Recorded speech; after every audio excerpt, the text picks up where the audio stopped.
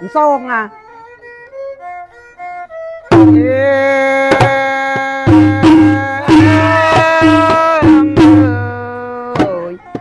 Xong lúc tôi canh chàng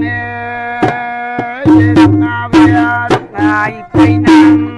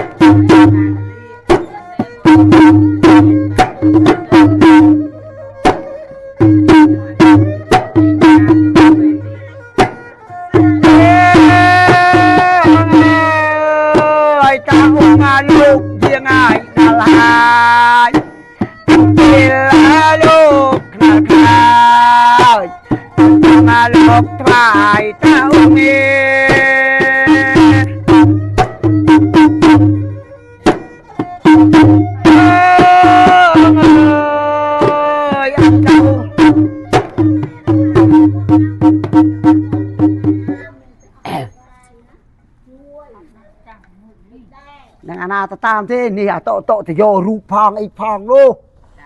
mình tao mua mấy ấy nó bỏ lục xêu quê mua phong nô